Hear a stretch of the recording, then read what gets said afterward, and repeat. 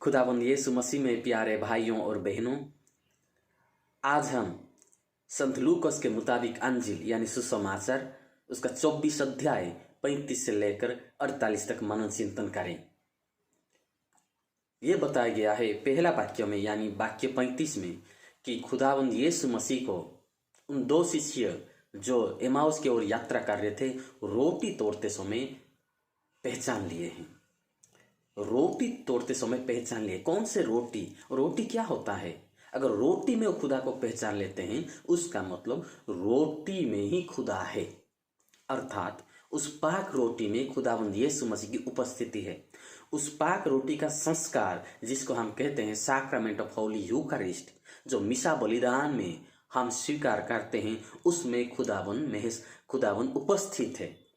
और अपने आप को इस धरा पे रखने के लिए, उनकी उपस्थिति को रखने के लिए वो उस संस्कार को स्थापना किए हैं। इस पाक रोटी का संस्कार, यूकारिस्तीय संस्कार को स्थापना किए हैं। और इस संस्कार को चलाने के लिए उन्होंने पुरोहित के अभिषेक किए हैं और पुरोहित को नियुक्त किए हैं ताकि वे प्रभु यीशु मसीह जब तक दोबारा ना आए तब तक यादगिरी में इस पाक समारोह को मनाते रहे, यूकारिस्तीय समारोह को मनाते रहे और यूकारिस्ट के जरिए वह अपने लोगों के जीवन में प्रवेश करते रहे और लोगों को उनकी उपस्थिति महसूस होते रहे।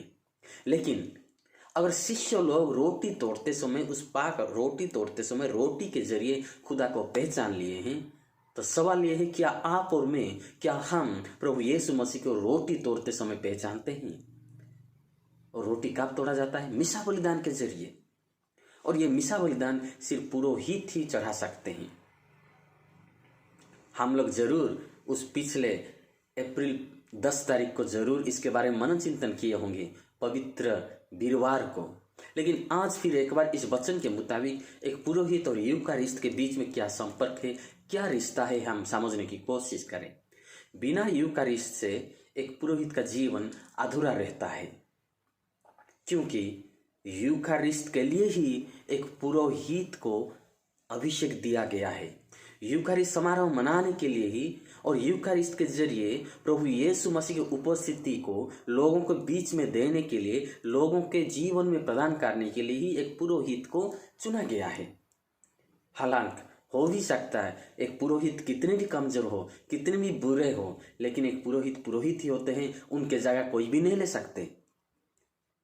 हम सारे आम इंसान होते हुए हर एक इंसान जो ईश्वर में विश्वास करता है, अगर उसको ईश्वर ने वरदान दिए हैं, वो अच्छे से प्रार्थना कर सकते हैं, अच्छे से गाना गा सकते हैं, अच्छे से स्तुति प्रशंसा कर सकते हैं, लोगों के ऊपर हाथ रखते हुए प्रार्थना कर सकते हैं, चंगाई प्रदान कर सकते हैं, भविष्यवाणी बोल सकते हैं, बाइबल पढ़ सकते हैं, वचन मनन चिंतन कर सकते हैं और लोगों के बीच में ईश्वर के वाणी को प्रचार कर सकते हैं। लेकिन फिर भी पुरोहित को जो जिम्मेदारी दी गई है, पुरोहित के ऊपर जो शक्ति दी गई है, ये किसी को नहीं दिया गया है।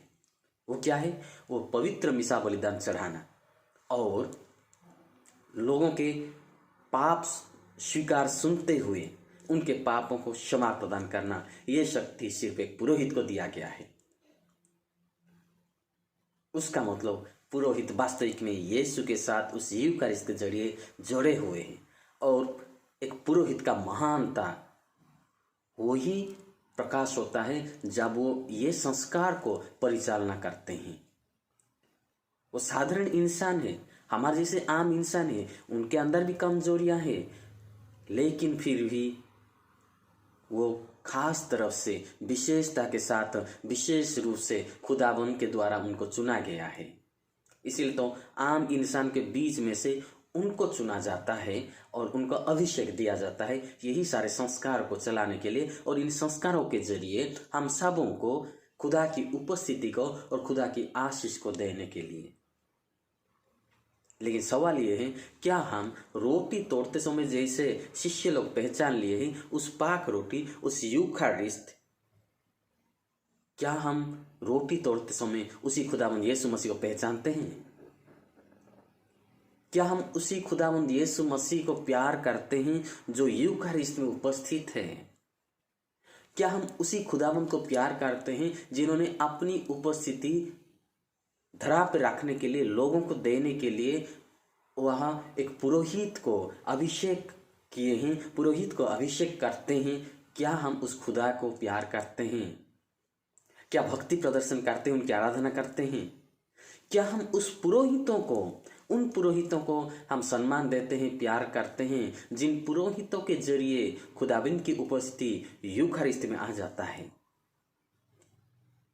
हम हर काम काज कर सकते हैं, लेकिन ये यूखारिस्ट का संस्कार का काम और एतराफ सुनने का संस्कार का काम, पाप स्वीकार संस्कार का काम कर नहीं सकते, सिर्फ ये पुरोहित ही कर सकते हैं। आहा, पुरोहित लोग कितने धन्य हैं। वे खराब जिंदगी जीते होंगे, कभी कभी गलत रास्ता भी अपनाते होंगे, और उनके विचार तो खुदाबंद खुद करेंगे, क्योंकि वो उसी के अनुसार विचार करेंगे जिसके मुताबिक उन्होंने चुने हैं उनको। लेकिन हमारे दिल में पुरोहितों के जरिए, पुरोहितों के और सम्मान होना चाहिए, आदर होना चाहिए, क्योंकि सिर्फ पुरोहित ही उस रोटी को तोड़ते हैं। और खुदावन में ने ये कहा है कि जब तक मैं दोबारा ना आऊँ तब तक ये स्मरण यादगारी में करते रहना। और खुदावन इस धरा पे उपस्थित होने के लिए ही ये संस्कार का स्थापना किए हैं। और जब कभी भी हमें मौका मिलता है, कभी भी हम ये खोने की कोशिश ना करें, हमेशा मिसा बलिदान में हिस्सा लेने की कोशिश करें और उस पाक रोटी के तोड़ते समय प्रभु यीशु मसीह को पहचानने की कोशिश करें। दूसरी तरफ से यह बताया गया है आज के सुसमाचार में कि खुदा उन शिष्यों को दर्शन देते हुए उनके भय को, उनके डर को और उनके संदेह को दूर कर देते हैं और शांति प्रदान करते हैं। प्यारे भाई और बहनों, इस दुनिया में कई रूप से, कई परिस्थितियों से हम गुजारते हैं और हम डर जाते हैं। हमारी जिंदगी में हम डर जाते हैं, रोग बीमार से पड़ते हुए डर जाते हैं, समस्या में गिरते हुए डर जाते हैं, कई तरीकों से हमारे परिवार, हमारा जीवन डर जाता है। लेकिन खुदावन आज कहते हैं, डरो मत, मैं वही हूँ जो इस धरा पे जिंदगी जी रहा था, जिनको मारा गया और जो तीसरे दिन में जी उठा, वही खुदावंद यीशु मसीह, मैं आपके साथ हूँ। तो प्यारे भाई और बहनों, खुदावंद आज हमारे डर को, हमारे संदेह को दूर करते हैं। हम कितनी भी कमाई करें, कितने भी धनी हो, कितने भी शक्तिशाली हो, अगर हमारे अंदर शांति नहीं है तो जीवन में उतना फायदा नहीं है। बहुत कुछ हो सकता है, अगर शांति परिवार में नहीं है तो उस परिवार सही तरीका से नहीं चलेगा। और जहाँ शांति नहीं, खुदा नहीं है वहाँ, क्योंकि खुदा जहाँ भी है वहाँ शांति है, क्योंकि शांति पवित्र आत्मा का एक फल है। पवित्र आत्मा फल मतलब पवित्र आत्मा सिर्फ खुदावन ही देते हैं हमें आज खुदावन अपनी शांति प्रदान करते हैं। हम शांति को महसूस करें और परिवार में शांति बनाए रखें। जहाँ कहीं भी है हम ईश्वर की शांति से जिए। और आखिरी वाक्य में ये कहा गया है, वाक्य 47-48 में, कि खुदावन कहते हैं, मेरे नाम से पश्चाताप और पाप क्षमा का शुभ संदेश सुनाया जाना चाहिए, प्रचार करना चाहिए।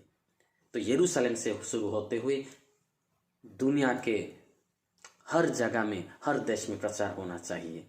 तो प्यारे भाई और बहनों, आज के जैसे परिस्थिति है, हम किसी दूसरी जगह में जा नहीं सकते, लेकिन जहाँ कहीं भी हम हैं, जिस परिवार में भी हम हैं, उस परिवार में आपस में हम ईश्वर की वाणी सुने और ईश्वर की वाणी के मुताबिक मनन चिंतन करें और एक दूसरे को माफी प्रदान करें, पश्चाताप के संदेश प्रदान करें।